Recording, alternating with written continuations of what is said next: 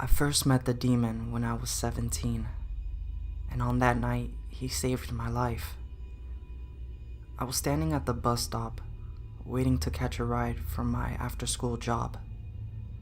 I had forgotten my umbrella that day, and as you know, it always rains when you forget your umbrella. It was coming down in freezing bucketfuls, and I was trying to ignore the fact that I was floating in my own shoes.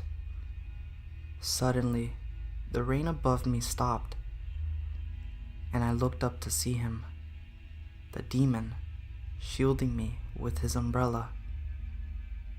He looked like a person put together by someone who didn't know what a human being looked like.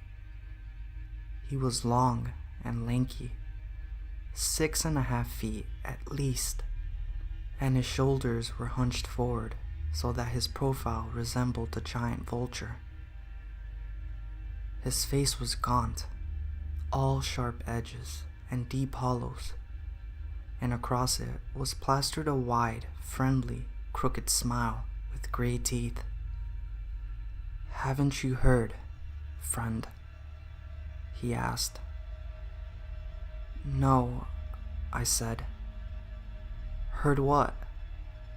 "The bus isn't coming today," he said. "The driver was drunk and got into a crash. Everybody on board was killed." The way he said the last part, cheerful almost, made my stomach turn. I wasn't sure if I really believed him, but I decided that I would leave anyway. I felt a strong urge to put as much distance between him and me as possible. "Oh," I replied, "I guess I'll have to walk it." "Yes," he said, "you will. Here, take my umbrella." He extended the umbrella out towards me, and without thinking, I accepted it. My fingers briefly brushed the skin of his hand, and a shiver shot through my entire body. The next day, I saw the bus crash on the news, except it had happened after my stop. Just as the man had said, everyone on board had died, and if it weren't for him, I would have been on board too.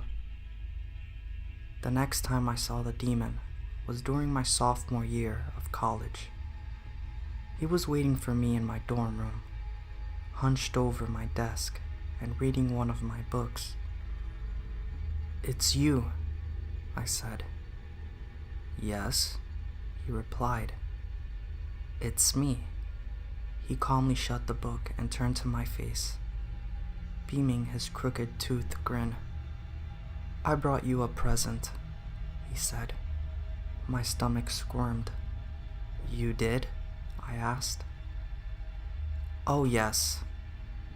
He reached a hand inside the lapel of his jacket and retrieved a pink spiral notebook.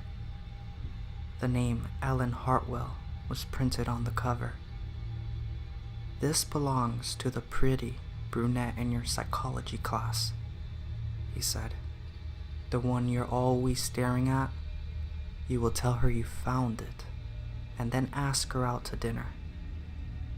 He set it down on my desk. "Oh," I said.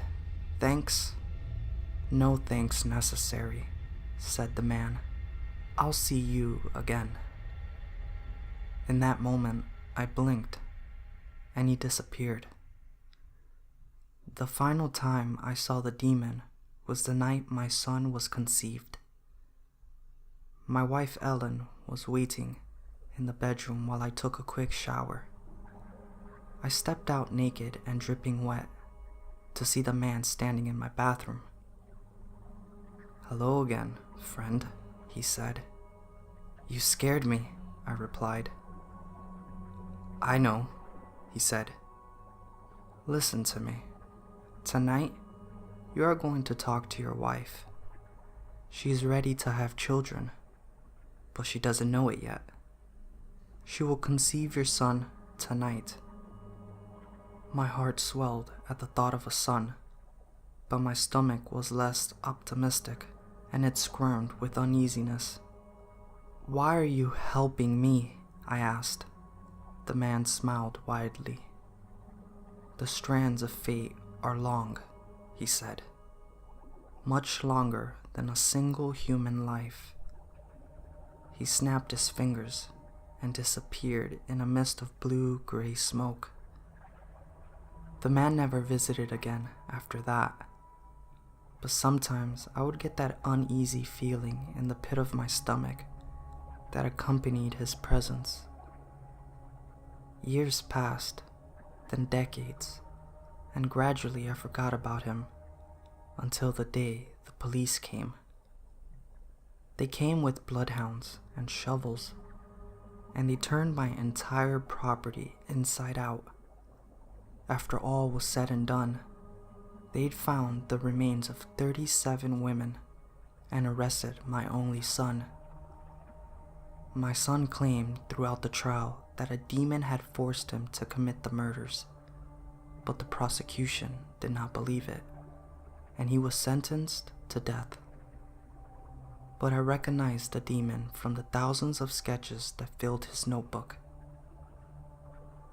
It was a gaunt-faced man with a wide, friendly smile of crooked, dead gray teeth.